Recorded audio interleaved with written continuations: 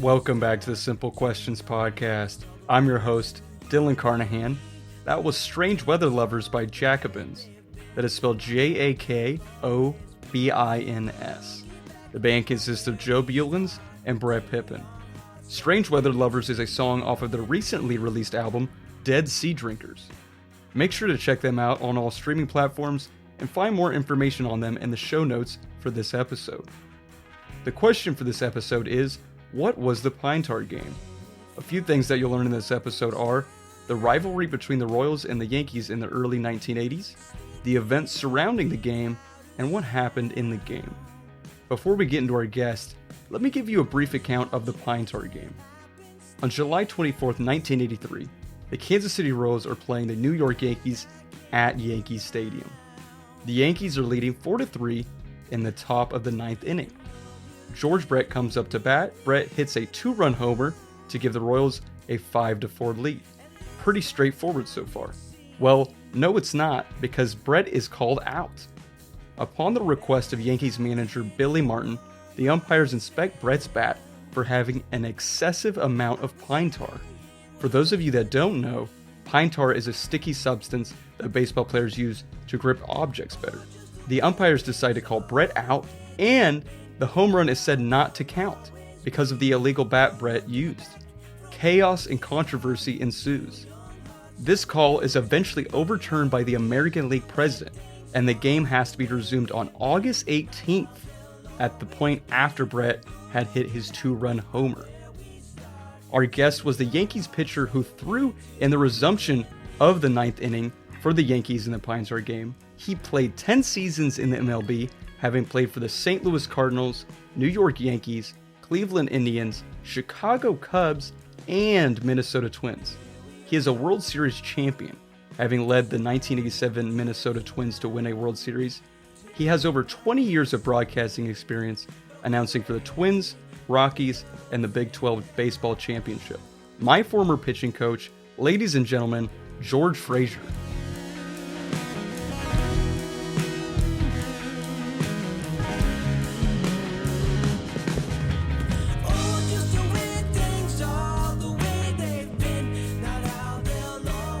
Well, George, it's awesome to have you on here. I know that your journey started in Springfield, Missouri. Can you tell us a little bit about how your baseball career began? Well, I think everybody played Little League Baseball back then. And I think, I played American Legion Baseball because I got cut 3 years in a row from my high school team. So I never made my high school team till I was a senior. And I really didn't even try out then. The coach came and said he wanted me to pitch. And long story short, I ended up getting drafted by the Texas Rangers out of high school, and I thought, well, maybe that's what I want to go do. So I pitched in a tournament over in Bartlesville called the Glen Widget Tournament, and there was always big teams there. So in the finals, I beat Rick Sutcliffe, the Kansas City guy. I beat him 1-0 in the finals, and I came out in the parking lot, and Oklahoma State, Kansas State, Iowa State all offered me baseball scholarships. So I started thinking about it. This is July. I've already graduated. So I thought about it. I said, all right, I'll go to Oklahoma. So I went down to OU, and then I ended up out of that. Obviously, we went to the World Series 4 times, College World Series, won the Big 12 4 years in a row. A lot of great teammates, great players. I got drafted in the 9th round out of there by Milwaukee, and then the career was off and running. It's quite a little stretch there. Can you talk a little bit about your time in the big leagues and kind of how long were you with the Yankees? Well, when I got drafted by Milwaukee, I was only there a year and a half, I think, and then I got traded to the Cardinals. And I went to the big leagues in 78, 79, and 80. Off and on, I was up and down a lot. I never stuck. And then in spring of 81, I got traded, or it's actually in May of 81, I got traded to the Yankees. And so then in 81 in the fall, I was in the big leagues with them, World Series, 82, 83, played for Bob Lemon. Yogi Berra was a coach. It's kind of great. Billy Martin was a manager in 83. So, a lot of those things. The thing about playing for the Yankees, there's a certain way to play the game, and they make sure you play it that way. And I think, it's all about winning. Obviously, Mr. Steinbrenner. It's all he cares about. You wear your uniform right. Don't wear your hat backwards, all that kind of stuff. You wear it forward. So it kind of taught me a lot about the game, really. Never stand in line at restaurants. You get the best seats at shows in New York. You don't there, you go somewhere else. And I happened to go to Cleveland, and I was just like, wow, I'm stuck in Cleveland now, a team that never finishes above 500 ever. And ironically, Burt Blyleven was our number one, a guy in the Hall of Fame in Cleveland. So, and then from Cleveland, I went over to the Cubs, and then, went to 84 playoffs, and then 86 and 7, I was with the Twins, went to the World Series. But at the time with the Yankees, that I had a lot of fun. A lot of different things happened in the course with the Yankees. Playoffs in 81, I set a major league record, most strikeouts by a relief pitcher in one outing in the playoffs. So, a lot of decent things went on. One thing that I participated in that was kind of funny, everybody said, Pine Tar game, I didn't know you finished the game. Yeah. And the ironic to that was, Brett hits the home run, and everybody files the complaint. They give us the win. They complain. They file the protest. The protest is heard. They said, well, we got to finish the game now. So I think Ron Guidry was in center, if I remember right. Don Mattingly, left-handed, played second base. And so what Billy Martin did, he was trying to outsmart everybody.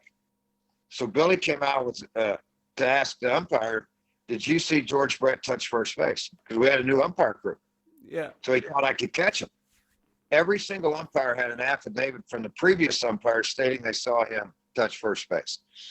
And it's kind of the funny side of this. Hal McRae had made a comment that he was going to hit a home run off of me because he was the last batter I faced. He was the only batter I faced. And I heard about it. And so I ended up striking him out on 4 pitches and told him, whatever. So that was crazy because we played it on a Monday off day at 1:00 in the afternoon. And Steinbrenner opened the stadium up to the Bronx. Anybody that wanted to come. Well, we only ended up having, I think they ended up having like 8,000 or 9,000 people walk in to see the finish of the game. So it was a strange time, to say the least. Can you talked earlier about, the Yankees teaching you how to play the game the right way. During your time there, how else would you describe the Yankees organization? First class. Back in those days, a lot of teams didn't fly chartered airplanes. They flew commercial. And we always chartered everywhere. You always had a roommate. You got to remember, the minimum wage in 1983 was $19,000. So you had a roommate everywhere. Well, Steinbrenner didn't like a roommate. This guy stays up late. This guy goes to bed early. This guy gets up early and eats or whatever. So we all had our own roommates, and we didn't have any roommates. So that was a deal where Steinbrenner made sure everybody got the rest, got what you're supposed to do. We flew on L-1011s, not 737s. Nobody sitting on a row with you. All the flights were shrimp and steak and great food to eat on all the flights. That's just an example of what George always did. I mean, it was first class, no matter what you did, and you had to act that way. He didn't tolerate anybody not acting that way. So that I think that's part of it. You got to understand, and some people do, some people don't. But I couldn't believe. I know Steinbrenner's probably rolling over in his grave right now because I see the Yankees wearing white shoes. He hated white shoes, so I'm sure some of the stuff that's going on there now, he doesn't approve of or wouldn't like. I remember we always had to have our hats on forward. You had to have a certain batting practice jersey on. You had to have if you wore a jacket, it had to be a certain jacket. You just didn't dress that way. And everywhere we went on the road, it was coat and tie. Everybody had to be in a coat and tie. So you couldn't get on an airplane without a coat and tie. So the funny part was Greg Nettles hated ties. So Greg Nettles would take and just tie a shoestring around his shirt and make it look like a bow tie. And he'd wear that on the airplane. So, well, I got a tie on. You didn't say what kind of tie I had to have. So, crazy things that went on back then. A lot of people, a lot of players. I felt fortunate because, I played with Reggie Jackson, who's a Hall of Famer, Dave Winfield, a Hall of Famer, Goose Gossage, Hall of Famer. Those guys were on there. Tommy John should be in the Hall of Fame. Ron Guidry should be in the Hall of Fame. Don Mattingly should be in the Hall of Fame. So when you play with those kind of players all the time, you expect to win. There's that standard. Yeah, there is, and I thought everything with the St. Louis Cardinals could never be better. I mean, the Cardinals were the Cardinals because, Stan Musial came in the locker room on a daily basis to see Stan the Man, who I grew up idolizing. Bob Gibson came in. He just retired 2 years earlier. So to see guys like Gibson come in, my locker mate was Lou Brock.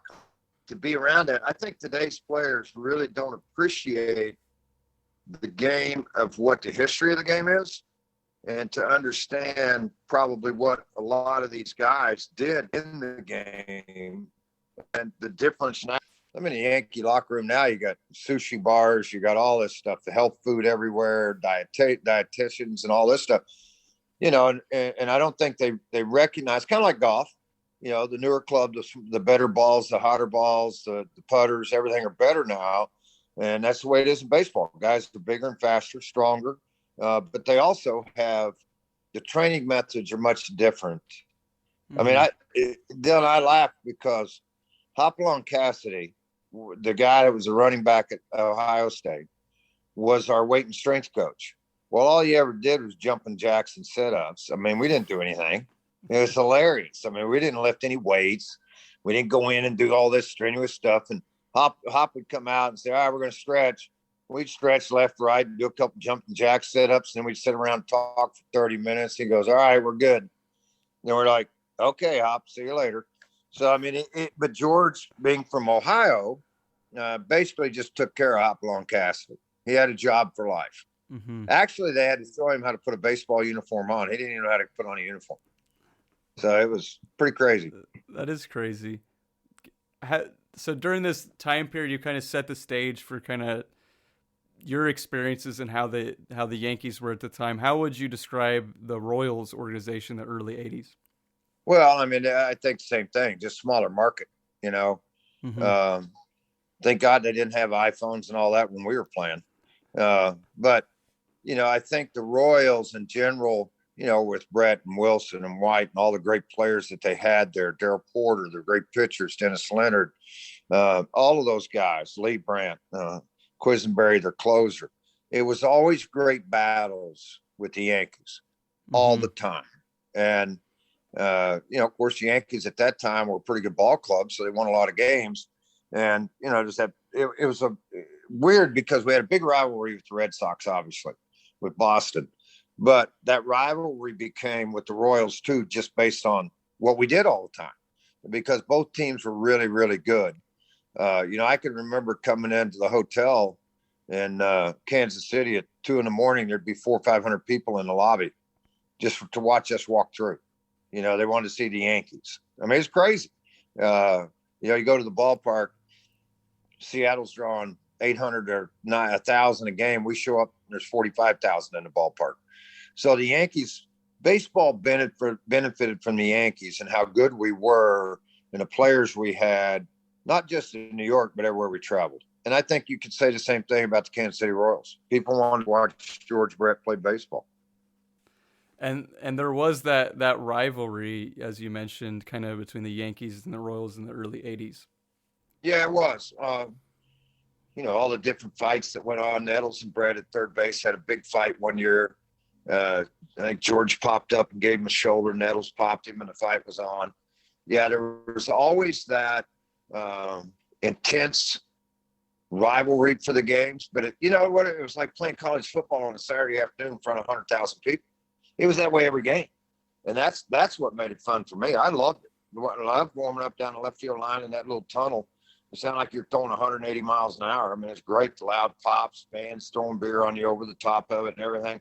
That just initiated more fire for us, and it created more. But I don't think Yankee fans truly mistreated the Royals of the way the Royals fans didn't like the Yankees. Does that make sense?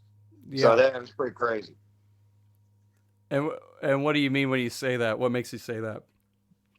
Well, the Yankee fans are Yankee fans, but they're also very appreciative of the game. They're appreciative of good players. We get a bunt over, they're going to stand up and clap.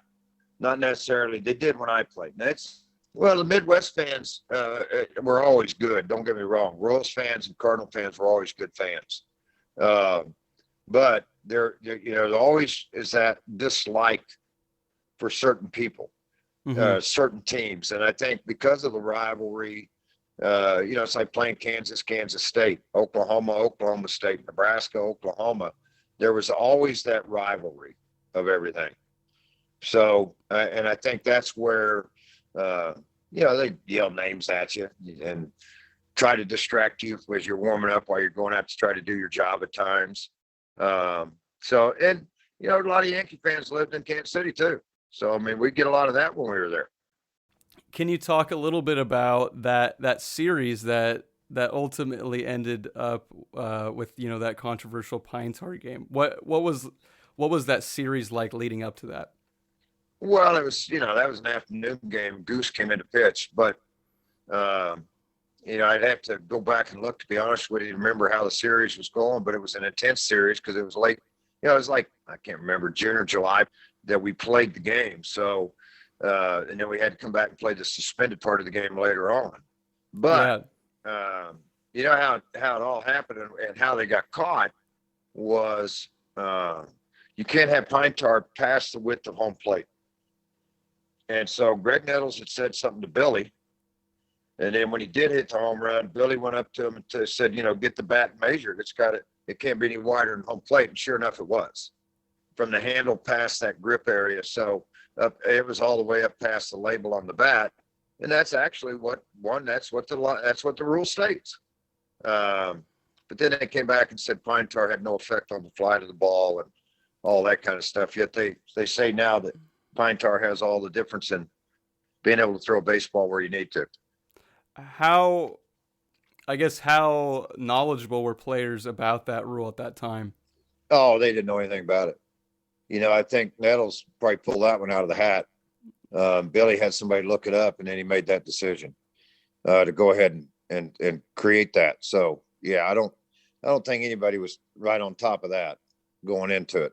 So that was something that was brought to Billy Martin's attention. And at what point was that? In the series or that particular game? Well, I think it was during the series. And, because Brett liked a lot of pine tar on his bat. You go back and look at him. He never hit with gloves. So he would always have pine tar over his bat so he could grip the glove a little better or bat a little better. And I think somebody said something to him during the series. So they're waiting to see, if George Brett does something to beat us in the ball game, we're going to bring it to everybody's attention. And he hit the home run off Goose, high fastball at 98 miles an hour, hit it in third deck. And next thing you know, we're in a little bit of a mess. Or they are. Tim McClellan was the home plate umpire. And, that guy's like 6'7", 250 pounds. And George couldn't shove him around, but he sure was trying. Yeah. And how did the players and fans react when, George was called out? Oh, the Yankee fans loved it, of course. They were excited for it. He was called out. The Yankees are going to win the game. So they were extremely excited. I don't think anybody anticipated the turnaround or the change the way it ended up happening, because they just basically changed everything for everybody. Because now you're going to have to come back and play the game again. I had to get the out, and I think we went 3 up, 3 down, and the game was over. So it was a quick result and a quick end on a Monday afternoon.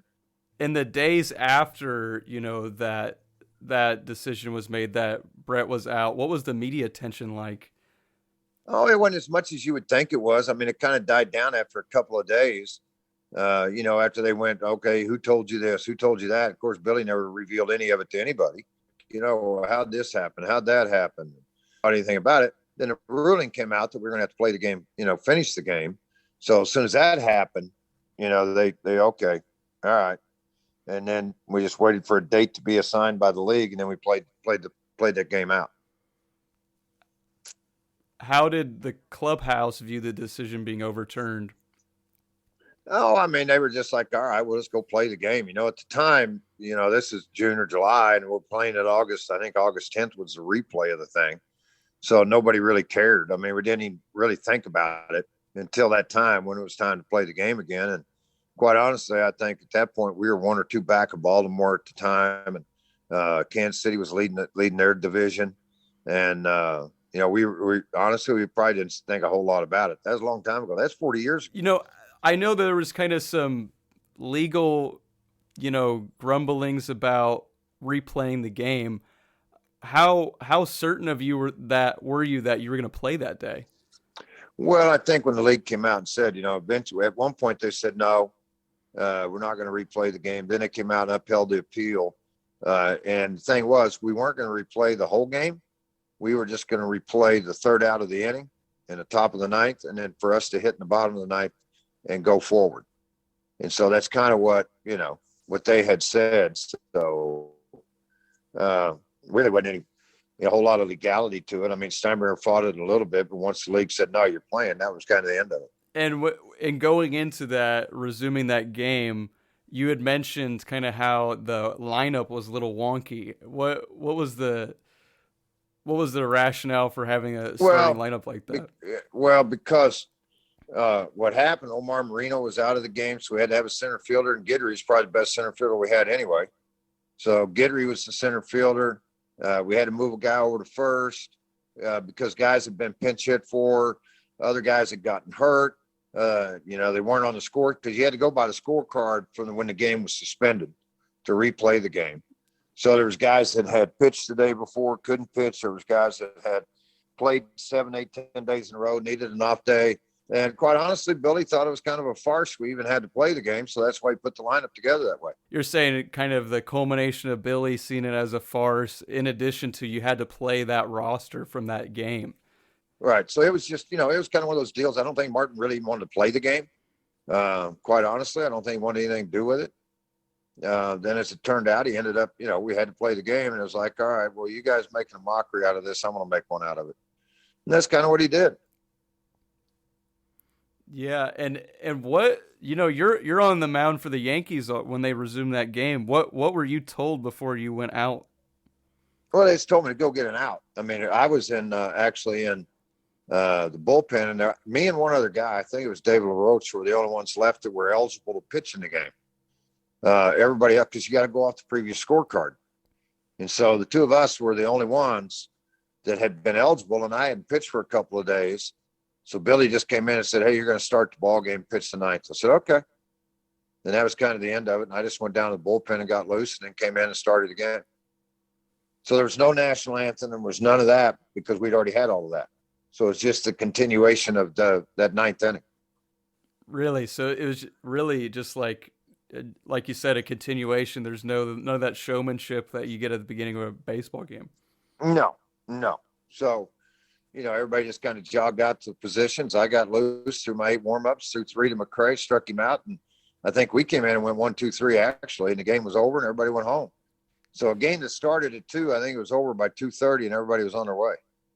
Wow. They bussed over from Baltimore. So they were taking the bus back or train back to Baltimore because they had to play in Baltimore on Tuesday in August. So they just came up for that one deal and then turned around and went right back. Interesting. That was super brief. When you went out there, George, I recall you throwing 2 throws, 1 to first and 1 to second. Well, that's where Billy had us appeal that they didn't touch the base. And so the reason behind that, Martin knew that umpiring crew had not seen George Brett touch the bases. So he had me appeal first. They called him safe. Had me appeal second, called him safe. Billy came out, said, you never saw him touch the base. And the umpire pulled out an affidavit out of his back pocket. So I think somebody had tipped the umpires, or maybe they just felt like what Billy was going to do. And, or somebody called and said, are we going to have the same umpire crew too? No, you got a new umpire crew. And that's where Billy thought, oh, well, then I'll just go out and appeal it because they didn't see him touch the base. When in reality, he already had, the umpires already had a affidavit stating that they had saw him touch the base. How odd is that? Well, I mean, it's just, who would think it all, to be honest with you. I wouldn't have think, who would ever think of all that stuff? Yeah. Now you kind of mentioned how, that last inning wrapped up, it was pretty brief. You go in there, you get the strikeout, and then, bottom of the inning, it goes 1, 2, 3. How much of an impact did that game have on the rest of your season? Was it just that was just nothing? Not really. I mean, we kind of got back into the hunt, in late September. And if I remember right correctly, Baltimore won it in '83. They had 4 really good starting pitchers. So they ended up winning the American League East, American League East at the time, because there was just an East and a West. There wasn't a Central at the time. So they won the division. They went on to win the World Series, if I'm not mistaken, in '83.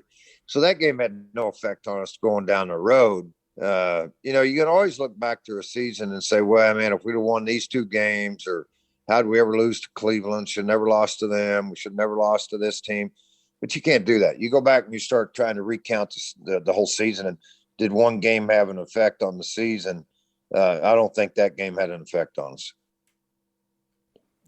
When you look back kind of on your baseball career, what do you think of the Pine Tar game?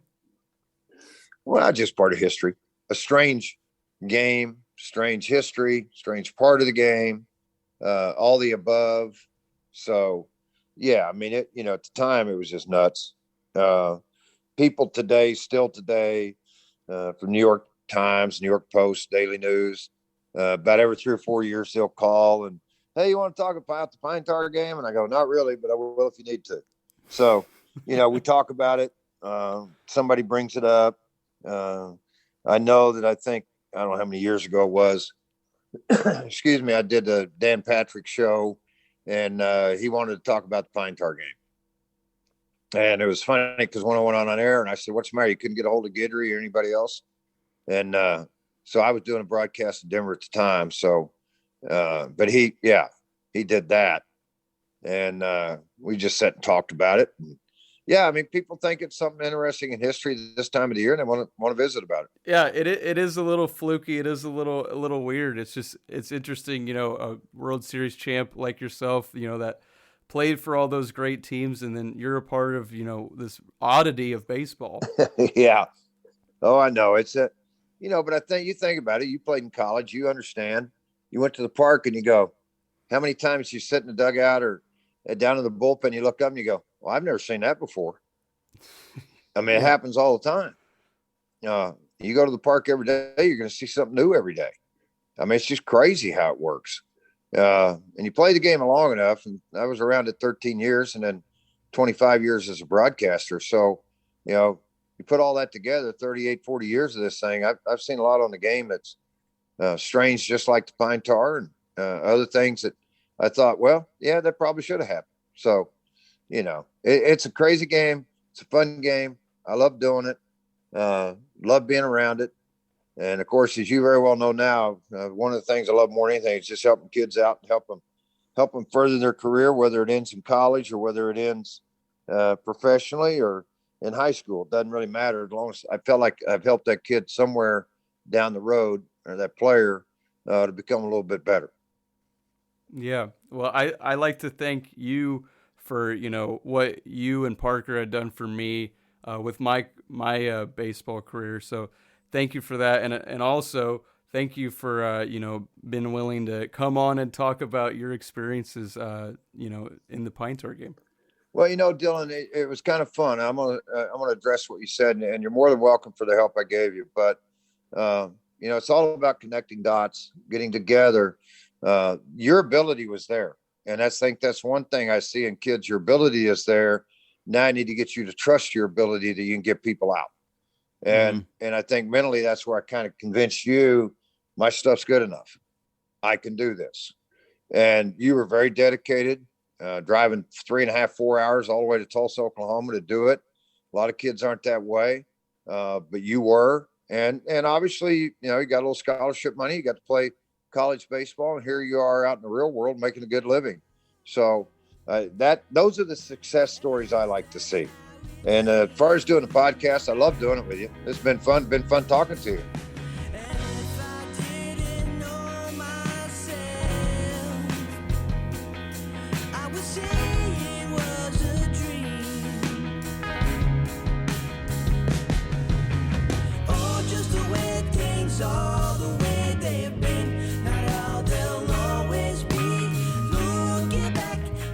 That wraps up our conversation with George Frazier. We talked about the Yankees' perspective of the Pine Tar game with someone who played in the Pine Tar game. we heard how the Yankees viewed the Royals at the time, and learned a little bit more about what happened in one of the oddest baseball games in history. Don't forget to check out the band Jakobins and their new album Dead Sea Drinkers on all platforms. And lastly, subscribe to Simple Questions Podcast to get notified when our latest episodes are released. Our next episode will be about how life will be in the future, and we will discuss that with someone who's shaping that future. Thank you for listening, and remember to keep asking questions.